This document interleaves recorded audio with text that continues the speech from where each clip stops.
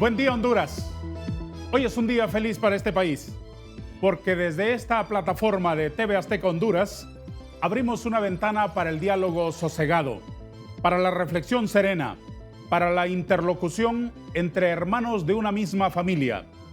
Este país, que hace mucho tiempo necesita, en vez de hablar, guardar silencio, necesita tomarse un tiempo de calma, de reflexión, para darnos cuenta de algo fundamental que ya días perdimos de vista. Somos integrantes de una misma familia. Si este país se hunde, nos hundimos todos. Si en el departamento de Cortés el año pasado se perdieron cerca de 60,000 empleos, todos perdimos mucho. Si de estas calles de Honduras se recogen todos los días 10 cadáveres, todos morimos un poco. Necesitamos tener el sosiego, la calma, la templanza para poder reflexionar sobre eso y empezar a darle la palabra a la inteligencia. Que hablen los que tienen cosas importantes que decir, los que no insultan, los que no van por la vida denostando a los demás, dividiendo a esta patria que necesita unirse, porque somos un país pequeño y nuestros retos son enormes. Hoy, modestamente, queremos empezar a contribuir con el diálogo que Honduras necesita, hablando con hechos. Desde este programa de TV Azteca que les acompañará todos los días de lunes a viernes, de 7 a 8 de la mañana. Nuestro foro es un modelo sencillo. Es para escuchar a nuestros invitados. Son ellos los que hablarán aquí. No vendrán aquí a escuchar discursos míos, solamente a responder algunas modestas inquietudes y curiosidades que cada día tendré en nombre de ustedes que me acompañan. Son ellos los que hablarán. Hoy vamos a comenzar nuestro foro hablando sobre el primer año del gobierno y la elección de los nuevos magistrados de la Corte Suprema de Justicia. Este último tema que es fundamental en la agenda del Poder Legislativo. El Congreso ha seguido el hilo de lo que comenzó en la Junta Nominadora. Tenemos en el siguiente video, encapsulado en 2 minutos, esa breve historia. Fue un 14 de septiembre del 2022 que la Junta Nominadora quedó instalada e inició su trabajo de creación del perfil ideal del magistrado, matriz de evaluación y convocatoria a autopostulantes. Cabe resaltar que cada una de las sesiones realizadas por este ente eran transmitidas, hecho que la sociedad civil e internacional catalogaron de buena manera. La Junta Nominadora recepcionó la documentación presentada por cada uno de los autopostulantes, teniendo un plazo hasta el 31 de octubre para que luego quienes quedaron dentro del proceso se sometieran a la fase de pruebas toxicológicas, psicométricas y de conocimientos, investigación socioeconómica, revisión de expedientes, tachas y denuncias y audiencias públicas. En ese sentido, se dio a conocer los siguientes datos. 185 personas se autopostularon para ser magistrados y magistradas. Sin embargo, luego de una subsanación, solo 179 entregaron la documentación completa, pasando directamente a la fase de pruebas, misma que solo fue superada por 105 profesionales, de los que luego de someterse a la fase de investigación se determinó que 101 postulantes no aprobaron. Finalmente, solo 48 candidatos no recibieron tachas ni denuncias. En este último inciso, la Junta Nominadora convocó a audiencias públicas a quienes no fueron tachados ni denunciados. Los que sí recibieron recursos debieron esperar una resolución para conocer si se integraban o no a las audiencias. Fueron 19 los que quedaron excluidos del proceso, quedando 82 postulantes a magistrados, de los que luego del llenado de matriz de evaluación se definiría la nómina final, que fue entregada el 23 de enero y será este 25 de enero que luego de la instalación de la segunda legislatura se convocará para la elección de nuevos magistrados y magistradas, acontecimiento que según juristas es clave para recuperar la confianza de la población. De los 45 candidatos presentados por la Junta Nominadora, únicamente serán 15, entre ellos el presidente, los que formen parte de la Corte Suprema de Justicia para el periodo 2023-2030. Con las imágenes de Elmer Mejía, Dulce Cortés, Fuerza Informativa Azteca. Tengo el honor de tener la compañía esta mañana en nuestro estudio de la doctora Lizzy Matute Cano, diputada del Partido Nacional en el Congreso de la República. Diputada Matute Cano, bienvenida al programa. Muchas gracias, don Darío. Buenos días. Un saludo para todo el pueblo hondureño. Un saludo para mi compañero Bartolo Fuentes. Es un honor, verdadero placer poder estar con usted esta mañana, acompañándolo en este lanzamiento importante de lo que estoy segura será un espacio de diálogo que permita pues poner sobre el tapete de discusión los temas más importantes que ocurren en nuestro país. Muchísimas gracias y verdaderamente honrada de poderle acompañar. Muy gentil. También está con nosotros en el foro el diputado Bartolo Antonio Fuentes, diputado del Partido Libertad y Refundación del departamento de Lloró. Diputado Fuentes, bienvenido al programa Hablemos con Hechos. Muy buenos días, Darío. Buenos días, Lizzy.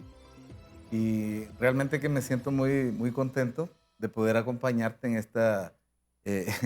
este nuevo reto que te has puesto. Yo espero que hagas historia en este espacio de los foros matutinos en el país. Y bueno, me siento también contento por ser parte, porque al ser lo primero, estaremos en la historia, Lizzy. Por supuesto. Sea como sea, ¿verdad? Y desde luego que deseamos el mejor de los éxitos y contento de poder dialogar este día. Les agradezco. Hablemos sobre dos tópicos esencialmente. El gobierno de la República ha cumplido su primer año, el 25% de la andadura constitucional. ¿Cuál es su valoración? Yo creo que se han podido enfrentar los retos, que son enormes, ¿verdad? para el gobierno. Creo que no hemos podido alcanzar todo lo que nosotros aspirábamos, pero se han sentado las bases, ¿verdad?, para iniciar ese proceso de reversión de lo que nosotros consideramos estaba afectando al pueblo hondureño. ¿Qué encontraron? Desorden, ¿verdad? Falta de información, exceso de personal contratado a última hora en todas las dependencias, muchas deudas, ¿verdad? Compromisos económicos por todas partes y sobre todo unas políticas de Estado encaminadas a favorecer a pequeños grupos en perjuicio de la mayoría de la población. Dígame 5 aciertos de la administración en 365 días. Bueno, sobre todo eliminar las fugas de los recursos del Estado mediante la cancelación de los fideicomisos, ¿verdad?, que eran ventanas o ductos, ¿verdad?, para estar drenando recursos del Estado. Segundo, la aprobación de una nueva ley de energía que considera a la misma como un derecho humano y que pretende llevarla a todos, no solo a los que puedan pagar. tercero, Bueno, eliminar una ley de secretos que permitía que recursos cuantiosos se manejaran de manera oscura en el país y ahora hay transparencia en todo el manejo de los recursos. 2 más, por favor. 2 más, el intento, ¿verdad?, el esfuerzo que está haciendo por recuperar las instituciones del Estado. La Empresa Nacional de Energía Eléctrica, que en otros tiempos generó recursos para el gobierno y que ahora los ha estado consumiendo, y la recuperación de una institución como el Banco Nacional de Desarrollo Agrícola, que ha puesto recursos para apoyar al pequeño productor. Y junto con eso, los esfuerzos por reactivar la economía, pero no de los grandes poderosos, sino de la micro y pequeña empresa. Diputada Matute Cano, ¿comparte usted las valoraciones del diputado Bartolo Fuentes sobre este primer aniversario del gobierno? Bueno, yo creo que lo que está a la vista no necesita lentes. La principal valoración que yo podría hacer en estos 365 días que han transcurrido es que le mintieron a la gente, que vilmente le engañaron y prometieron tantas cosas que lastimosamente no han podido cumplir. Y digo lastimosamente porque yo también soy hondureña. A mí también me afecta que tengan una política fracasada en salud, que los hospitales estén completamente desabastecidos, que haya que salir a comprar una aguja, un hilo de sutura, un algodón. A mí también me afecta que la educación, o que los directivos, las de educación, las departamentales de educación, se han convertido en un campo de batalla, de la lucha de poder entre un diputado y el otro, a ver quién manda más y quién pone a su gente y quién no. Eso afecta y va en menoscabo y en detrimento de la educación que los niños hoy deberían de tener. No se cumplieron 200 días de clase. A mí también me afecta que en 30 días que va de este año, don Darío, hay 29 mujeres asesinadas. La violencia, la criminalidad, terrible. Hemos visto cómo se han aumentado las cifras. Y eso no me lo estoy inventando, lo dice la ciudadanía. A mí también me afecta que hoy tengamos la canasta básica más cara en la historia del país. Que los insumos agrícolas se hayan ido increíblemente al alza. Que hoy los productores no tengan ningún tipo de apoyo o apoyo escaso a través de los programas que antes les beneficiaban y les ayudaban. A mí también me afecta el hecho de que la seguridad jurídica de este país esté en precariedad, porque hay una junta directiva ilegal que a todas luces lo que hace es ahuyentar la inversión nacional y extranjera.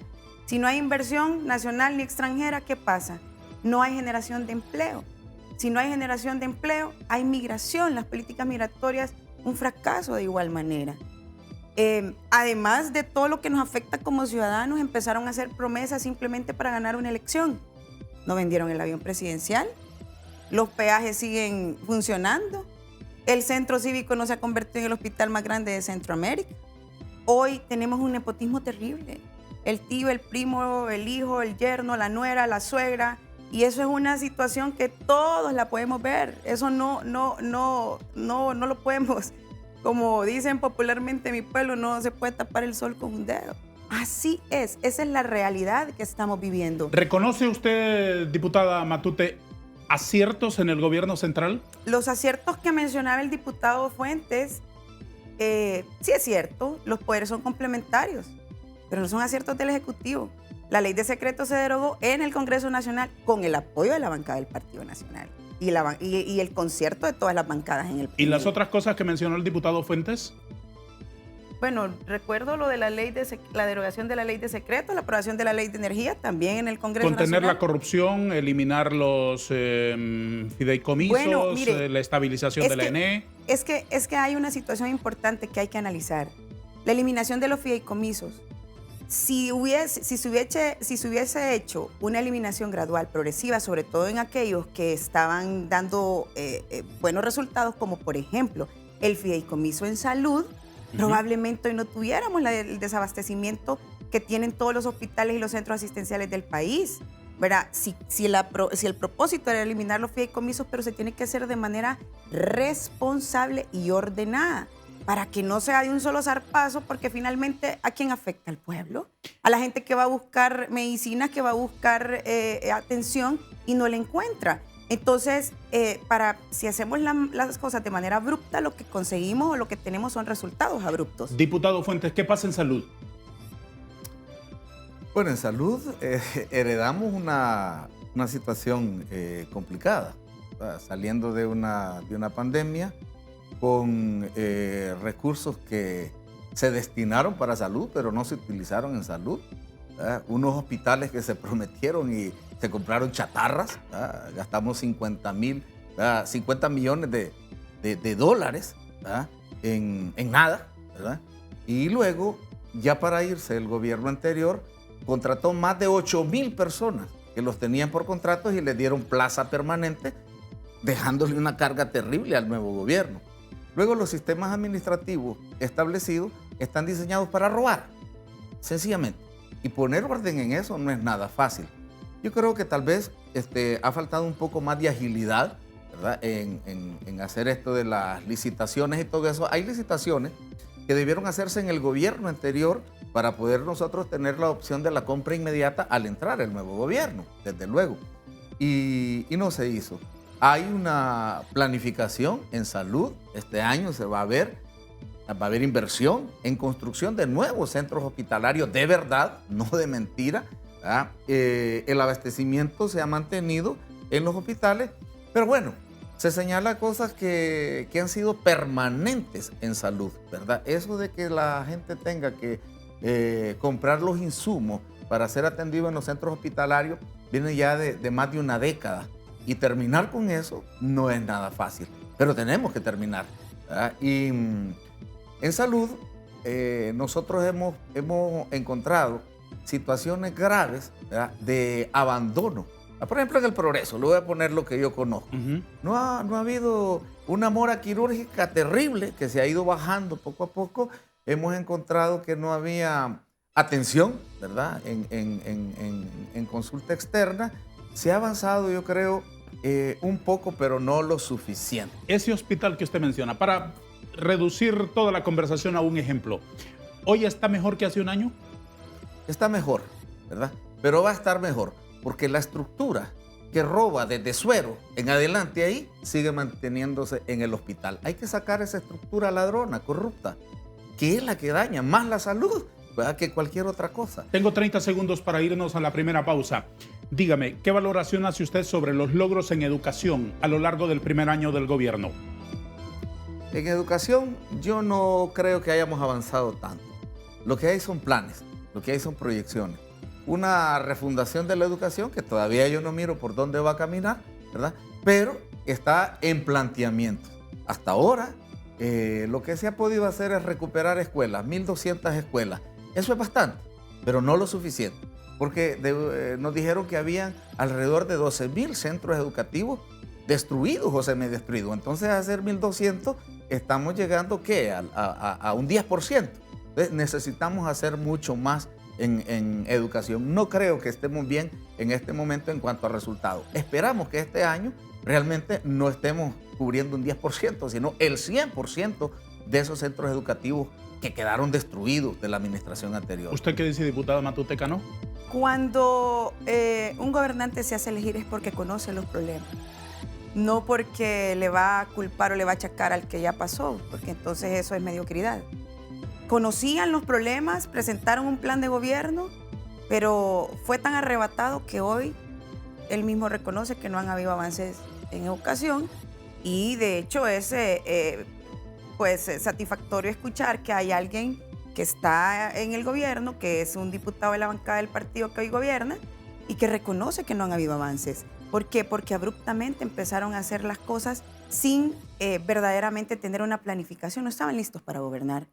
Para gobernar es una cosa seria, es una cosa que conlleva responsabilidad. Entiendo que no es de la noche a la mañana, comprendo que no es de un día para otro, pero ofrecieron tanto y hoy tienen lo que tienen son deudas y excusas.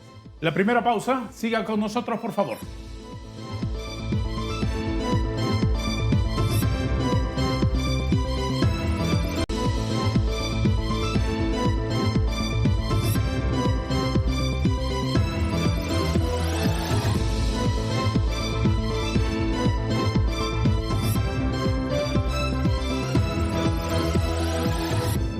Diputada Lizy Matute, ¿la herencia que dejaron ustedes fue un legado envenenado? No, no creería que se puede catalogar de esa manera. Considero que tuvimos muchos aciertos, ¿verdad? Se hicieron cosas bien. Tampoco puedo desconocer que no se hizo, que hubieron cosas que fueron desaciertos, que estuvo mal y que precisamente por eso pagamos las consecuencias en las urnas, ¿verdad? Hay cosas que debemos de reconocer y debemos de decir tal cual. Pero sí siento que se hicieron muchas cosas buenas y que finalmente pues la gente nos pasó una factura el día de la elección. ¿Qué cosa de las que se enumeran como los hechos más importantes de los 12 años de gobiernos nacionalistas le llenan a usted particularmente de bochorno? ¿De bochorno? Bueno, la compra de los hospitales móviles. Eso yo no lo puedo soslayar, no puedo determinar y decir que no fue un bochorno, por supuesto que sí. Y espero como ciudadana, más no como diputada, como ciudadana, que quienes hayan hecho ese lamentable y terrible hecho, pues paguen. ¿Corrupción? ¿Narcotráfico? Corrupción, ese es un acto de corrupción, ¿verdad? De la compra de esos hospitales y también sé que se drenaban fondos a través de instituciones y eso también es corrupción. El tema del narcotráfico, sé que hubo una lucha frontal contra el narcotráfico, ¿verdad? Que disminuyeron los índices de inseguridad en el país y eso es un hecho que tampoco nadie lo puede desconocer, ¿verdad? Que se fortalecieron muchas instituciones de seguridad y defensa, que la gente se sentía más segura cuando andaba en la calle, ¿verdad? Y ese también es un hecho que no lo podemos desconocer y más bien yo considero que es uno de los aciertos del gobierno o de los 12 años de los gobiernos nacionalistas. Don Bartolo, en este primer año hubo un hecho hasta ahora sin toda la explicación que se quedó en la bruma de las dudas. El caso de la senadora Piedad Córdoba. ¿Qué pasó ahí? Bueno, no tengo los detalles porque no he estado involucrado en eso, pero creo que hubo un control normal en el aeropuerto, un malentendido, y se quiso ver esto como lavado de activos, pero a mí me da risa, porque los que lavan activos no llevan dinero en la maleta en el aeropuerto. Eso es ridículo. Los activos los lavan de otro modo y son miles de millones. No son la cantidad que llevaba la diputada Piedad Corda. Creo que hubo muy mala intención, ¿verdad?, de aprovechar un hecho, de un malentendido para hacer generar una mala imagen, tanto a la diputada como al gobierno. Hoy, un año después del gobierno, ¿hay seguridad para las mujeres? No hay seguridad todavía para las mujeres, porque esto tiene que ver con las estructuras, ¿verdad?, que tenemos estatales y con la cultura que tenemos nosotros. Una cultura donde los hombres consideran que las mujeres son su propiedad y que pueden disponer de ellas como quieran. Entonces, maltratarlas es normal. Para el vecino dice, no, pero si es el marido, le puede pegar. Y después de pegarle va avanzando hasta llegar a la eliminación física.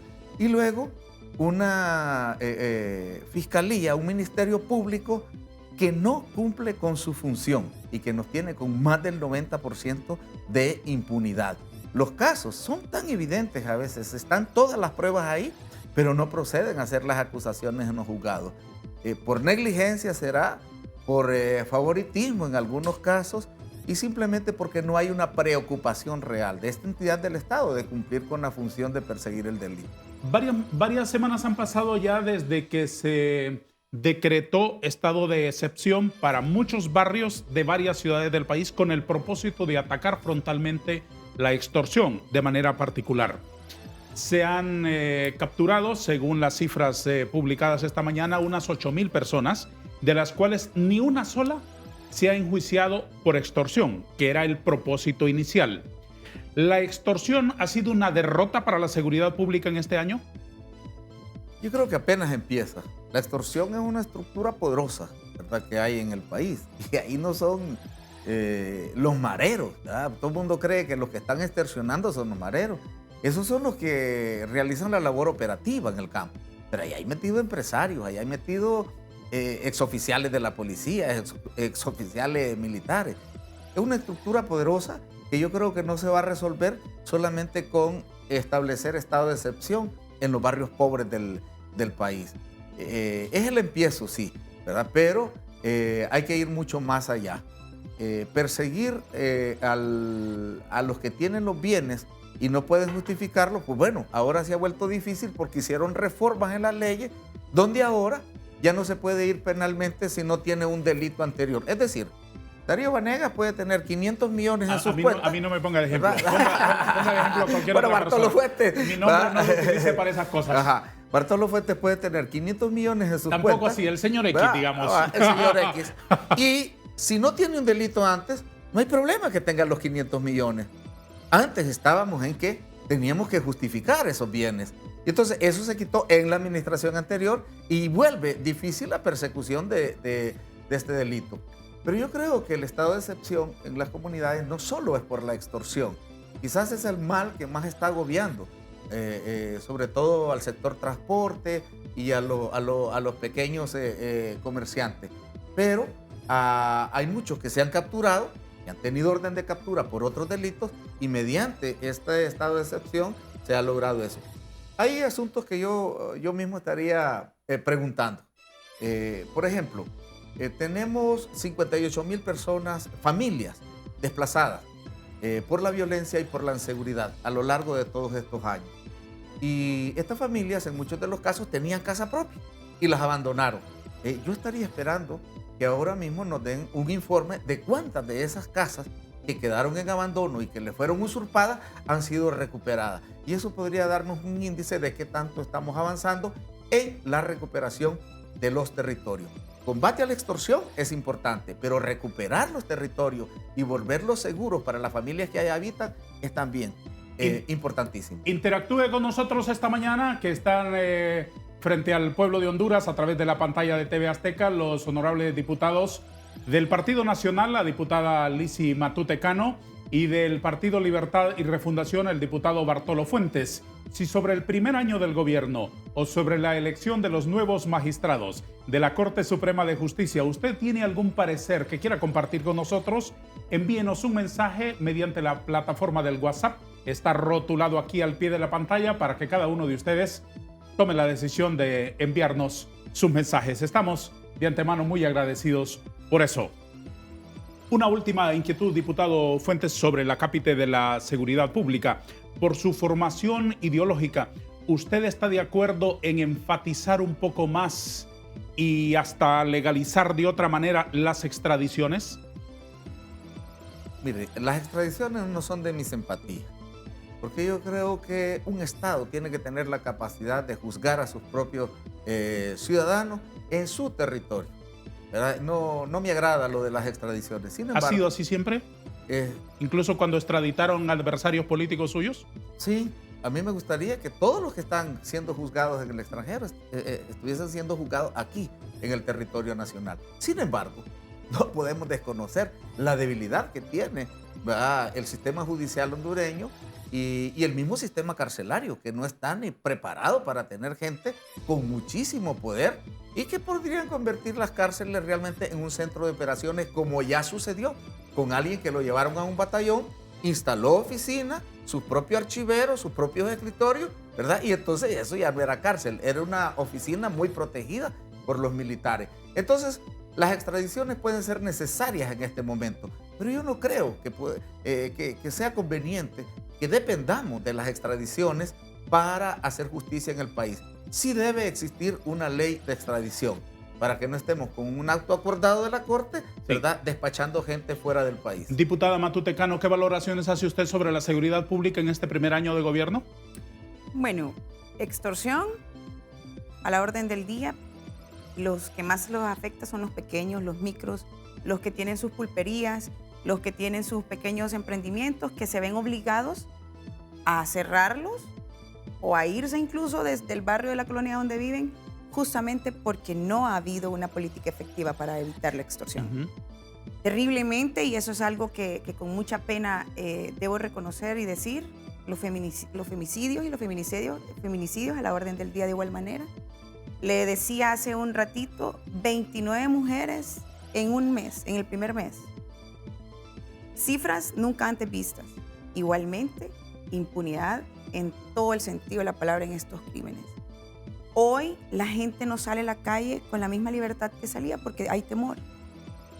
En campaña dijeron militares a los cuarteles, ¿verdad? Y antes, la gente, cuando la policía estaba en la calle, la policía militar estaba en la calle, que sabemos que hay efectivos, pero sabemos que son muy pocos, nos sentíamos más seguros porque finalmente la policía militar se ganó la confianza de la ciudadanía, ¿verdad? Hoy definitivamente nos da temor estar en la calle, andar en la calle a cualquier hora, ¿verdad? Porque los asaltos, los homicidios, todo lo que tenga que ver con la pérdida de vidas humanas, hoy hemos visto el fracaso en la política pública en seguridad. Sabemos y entendemos, y lo decía hace un rato, que la situación debe ir gradualmente cambiando, pero ya tienen 365 días de estar en el ejercicio del poder y solo lo que escuchamos es culpa del gobierno anterior, culpa de las estructuras que ahí estaban, culpa de cómo lo hicieron, culpa de las leyes que aprobaron, culpa. O sea, lo que tienen son excusas, excusas y más excusas, mientras la gente se muere, mientras la gente se desangra, mientras estamos perdiendo la vida de las personas, la vida de los hondureños. Lo que tenemos hoy son excusas, excusas y más excusas. ¿Le parece a usted muy bien diseñado el enfoque de la política exterior del actual gobierno de quitar un poco los ojos del norte y echar una mirada al sur? A mí lo que me parece es que es un tanto atrevido, ¿verdad? Nuestro principal socio comercial, comercial y económico son los Estados Unidos de Norteamérica. Pero más que eso, don Darío, es que este país se sostiene por las remesas que nuestros compatriotas envían desde Estados Unidos. Hoy más de 1 millón de hondureños que trabajan allá con mucho esfuerzo, con mucha dedicación, que se fueron y abandonaron su familia por X o por Y razón, mayormente por falta de oportunidades, hoy viven en su mayoría en Estados Unidos. Y que nuestra política exterior sea tan agresiva, ¿verdad?, tan frontal, tan confrontativa, y esta es una perspectiva de Lisi, ¿verdad?, para con el gobierno de Estados Unidos, lo que pone en precario es toda esa gente que hoy vive allá y que unos se acogen bajo el TPS, otras están, sabemos que no están de manera legal, pero que de alguna forma sostienen sus trabajos en Estados Unidos y son los que envían las remesas con las que hoy se sostiene el país. ¿Y usted, diputado Fuentes, cómo ve la política exterior del gobierno? A mí me parece muy acertada. Nosotros no podemos seguir sometidos a los designios de un país, ¿verdad?, que se dice que ha sido amigo, pero yo no lo considero que ha sido tan amigo, porque aquel que nos mantiene, ¿verdad? Imagínense, desde el 2004 empezaron a investigar las actividades de narcotráfico y hasta ahora, casi 20 años después, vienen a perseguir a los que estaban haciendo eso. Eso es lo que nos dejó violencia. Eso es lo que nos dejó cantidades, centenares de sicarios actuando por todo el país. Entonces, ellos sabían de las actividades, pero las permitieron. Ellos sabían del ladronismo que se estaba imponiendo en el país. Ellos avalaron un golpe de Estado. Ellos pusieron una gente corrupta en el gobierno que nos dejaron saqueados. Luis decía que no se han hecho obras y lo que prometimos. Desde luego. ¿Y cómo? Si lo primer compromiso que tuvo que asumir Xiomara fue pagar 52.000 millones. 52.000 millones de lempiras de deuda de bonos soberanos que se vendieron en el 2012. Entonces, ese amigo sabía que estaban los criminales gobernando en el país y no les importaba porque eran sus aliados. Y luego nos tratan realmente mal. Un tratado de libre comercio que ahora va a permitir que todos los productos entren sin ningún control, nos ha quebrado el agro. ¿Quién va a sembrar maíz si va a entrar un maíz subsidiado de afuera? ¿Verdad? Nos ha quebrado, ¿verdad? Bueno, toda la economía nacional, ¿verdad?, va a estar supeditada a ese tratado de libre comercio. Nosotros comemos chicharrones, ¿verdad?, con las lonjas que traen de Canadá y de Estados Unidos. El 70% de la carne de cerdo entrando fuera del país. Ni el sabor es el mismo, ¿no? Ni el sabor es el mismo. Yo creo que debe ser diferente. Entonces, trayendo arroz de afuera del país cuando no tenemos capacidad nosotros para cubrir nuestra demanda nacional y exportar. Pero estas políticas entreguistas que hemos tenido no nos ayudan. Diputado, y hay otros países que nos podrían colaborar. Por ejemplo, ¿cuál es? Por ejemplo, o sea, nadie desconoce que de las economías más poderosas del mundo son ahora estos que le llaman los BRICS, o sea, China, India, Brasil, que pueden, ¿verdad?, estar como socios de Honduras, ¿por qué no?, y tener nosotros más provecho o acceso también a los créditos internacionales, no dependiendo del Banco Mundial y del Fondo Monetario, que lo que han hecho es saquear el país. En la Asamblea de la Comunidad de Estados Latinoamericanos y Caribeños, CELAC, la semana pasada en Argentina, en nombre de Honduras se agradeció por nombre a Nicolás, Evo, Fidel, Raúl y no sé quiénes más. ¿Quiénes de ellos sacaron a sus pueblos de la pobreza? Bueno, Cuba es un ejemplo, a pesar de todas las... Cuba es un ejemplo. Es un ejemplo. ¿De qué? Es un ejemplo de un pueblo que no tiene desnutrición, que no encuentra a nadie pidiendo en la calle, que nadie muere porque no tiene un centro hospitalario para que lo atienda, que toda su población tiene acceso a la educación hasta posgrado, sin pagar un centavo para ellos. ¿Por qué se van para Miami y por qué se vienen para acá? Bueno, hay condiciones que podríamos discutirlas en un programa completo, pero Cuba no tiene lo que le dije. O sea, la desnutrición es historia en Cuba. ¿Cuánto tenemos en Honduras? La pobreza en Honduras es del 74%. Entonces, con esta democracia falsa, ¿verdad?, con esta democracia de mentira que tenemos nosotros, tenemos hambriando a 7,5 millones de personas. Eso no existe en Cuba. ¿La libertad en Cuba de cuánto por ciento es? Total. ¿Verdad? Diputada Matute Cano, ¿qué apreciaciones tiene usted sobre la generación de empleo en el último año de gobierno? Bueno, fue una pregunta bastante explícita, pero solo quiero, antes de contestarle, don Darío, y yo me pregunto entonces por qué la gente no migra a Venezuela, Cuba, Nicaragua, porque la gente no se va de Honduras a estas grandes potencias que, como bien usted lo dice, la presidenta fue a decir y a ponernos en evidencia a todos los hondureños. Porque finalmente ella representa a los hondureños y a ponernos en evidencia en una cumbre donde fue justamente a alabar a estos dictadores que lo que tienen son políticas de privación de libertades, ¿verdad? Y que finalmente lo que revelan y develan estas declaraciones es justamente lo que ellos quieren hacer en nuestro país, es perpetuarse en el poder a través de esas ideologías, ¿verdad? Creyendo que estos países expulsores de gente y creadores de pobreza, porque eso es lo que hacen. ¿Cuántos venezolanos podemos ver en todas las esquinas de Honduras, de nuestro país? ¿Cuántos venezolanos podemos ver pidiendo, mendigando centavos? Porque como Venezuela tiene grandes políticas de superación pero bueno, definitivamente que es contradictorio, es expectativa versus la realidad que vivimos. Responda mi pregunta sobre el empleo, por favor. Generación de empleo. Quitamos una ley de empleo por hora que hoy nos dejó mínimamente 70,000 personas que hoy ya no tienen ningún ingreso. En la posición de la bancada del Partido Nacional, yo participé esa noche en esa discusión y les dije, no estamos en contra de los derechos de los trabajadores, no estamos en contra que los trabajadores adquieran sus derechos, por supuesto que sí, pero usted tiene que hacer una cosa responsable. Quitan de un tajo todo lo que tiene que ver con la ley de empleo por hora sin tener un plan paralelo de cómo va usted a poder proporcionarles a todas estas personas que dejan sin empleo y a todos estos microempresarios también que de esa manera podían emplear a las personas, ¿verdad? Y poder sacar adelante sus microemprendimientos y sin tener un plan paralelo, abruptamente e irresponsablemente se deroga la ley de empleo por hora y hoy tenemos a 70,000 personas que antes tenían un ingreso, hoy no lo tienen. No lo digo yo, lo dicen los reportes del COEP, lo dicen los reportes de la Asociación de Maquiladores de Honduras. ¿Cuántos empleos se perdieron el año pasado gracias a que irresponsablemente se derogó una ley, ¿verdad? Y que no hay una política clara de Estado para la creación y la generación de empleo? Y a eso le sumamos lo que le decía hace un rato, que ahuyentamos la inversión a través de, tenemos una inseguridad jurídica tremenda en nuestro país, una junta directiva ilegal puesta a patadas, puesta a la fuerza, con 44 votos.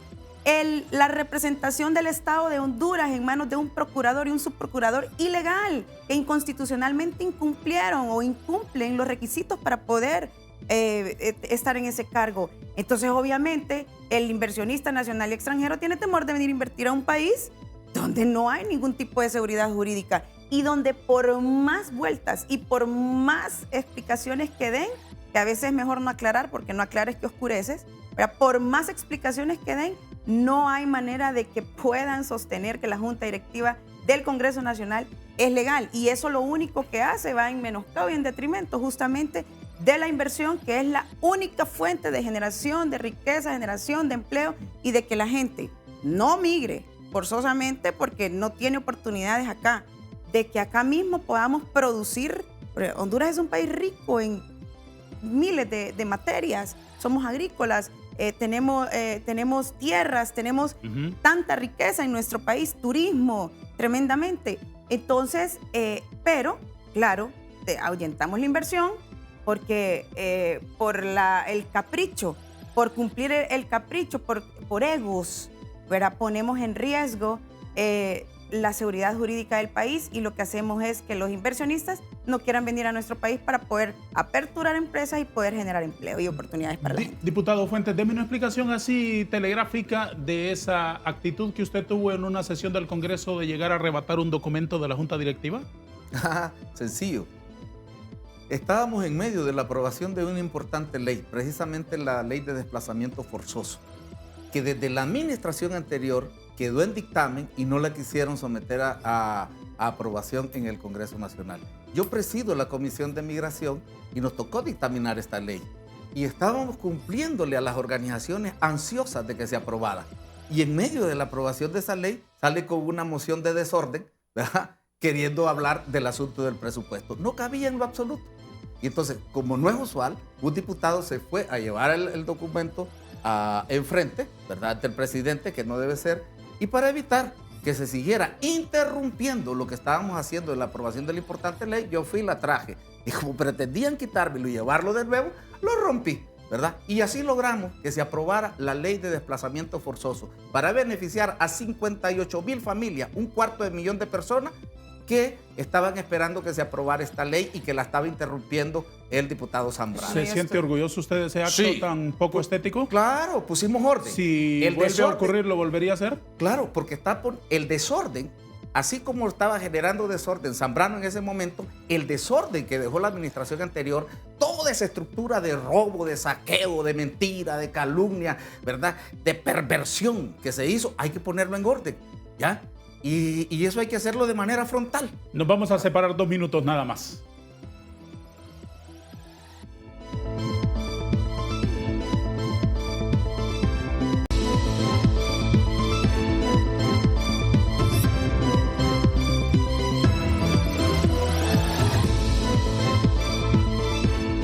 El Congreso de la República tiene entre manos la elección de los nuevos magistrados de la Corte Suprema de Justicia.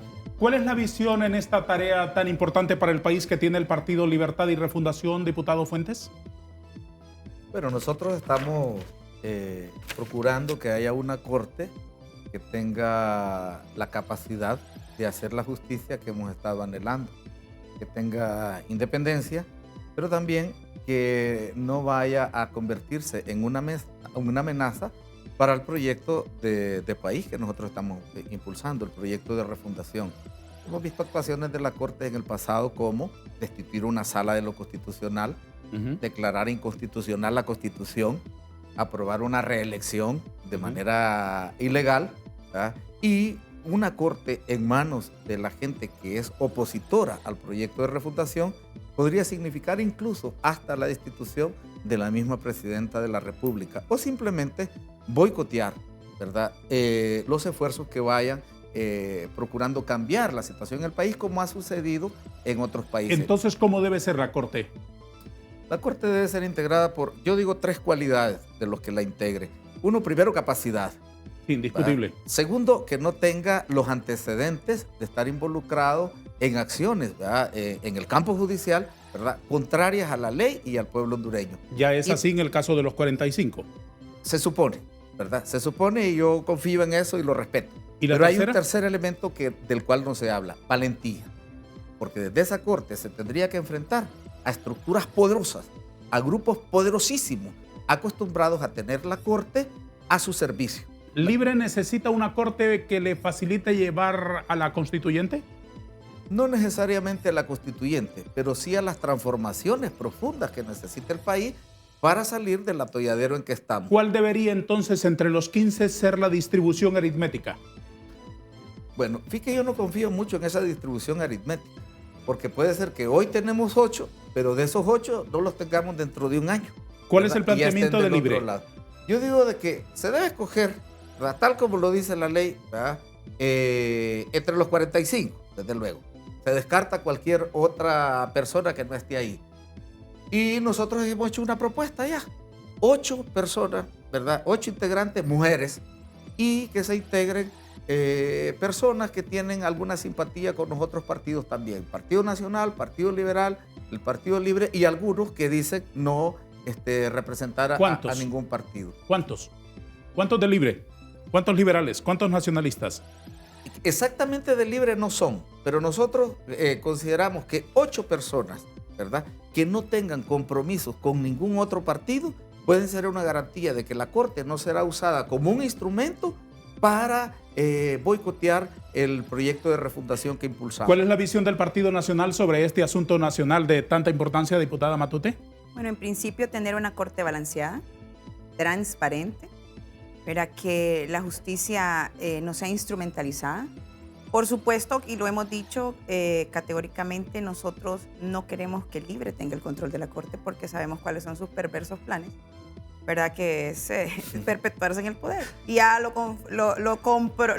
reconfirmó el diputado Bartolo poniendo los ejemplos que nos ponía hace un momento. Pero bueno, volviendo al tema, nosotros queremos, le repito, una corte que esté balanceada entre sus objetivos o sus propósitos o las ideologías de ellos, que son de izquierda radical, y balanceada entre las nuestras, que lo que pretendemos y lo que perseguimos es que haya defensa a la vida, a la familia, ¿verdad? Que eviten justamente que a través de la Corte Suprema de Justicia pueda instalarse una Asamblea Nacional Constituyente, plan que no pudieron concluir en el 2009 y que hoy van a tratar a toda costa y a todas luces poderlo concluir. Y hemos visto uno a uno los planes y los propósitos y los pasos que han ido dando para poder llegar hasta ese punto. Entonces consideramos que debe ser una corte donde haya un balance y donde ahí sí voy a coincidir, y creo que es lo único que hemos coincidido en este programa. Que 8 sean mujeres. Pero además de eso, que sean valientes, que tengan la valentía, porque ya comprobamos que su capacidad, ya la Junta Nominadora hizo un trabajo extraordinario y ya sabemos que capacidad tienen los 45. De los 15, ¿a cuántos aspira a tener el Partido Nacional? Bueno, le voy a dar una apreciación de Lisi. Yo considero que debemos de tener mínimamente 6. 6. 6 es el número al que a mí me gustaría, alcanzar.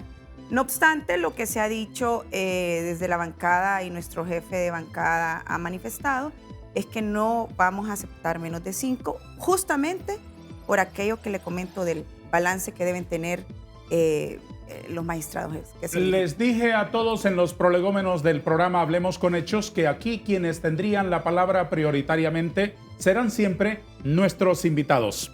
Y en este último tramo del programa, en estos últimos 2 minutos que nos quedan, serán ellos los que van a preguntarse entre ellos mismos.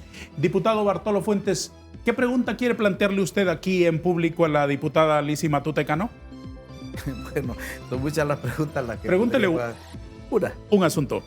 Bueno, si están dispuestos a colaborar efectivamente en la actuación de la Sisi cuando llegue a Honduras. Respóndale. Absolutamente. Nosotros hemos sido categóricos que la Comisión Internacional debe de instalarse en el país siempre y cuando, igualmente, tal como la Corte, tenga balances, que no vaya a ser una Sisi que vaya a querer ser instrumentalizada por el Poder Ejecutivo, es decir, no debe de tener absolutamente ningún tipo de injerencia ni administrativa ni de ninguna naturaleza el Poder Ejecutivo para que pueda actuar independiente. Por los vientos que soplan, ¿cree usted que la Sisi venga?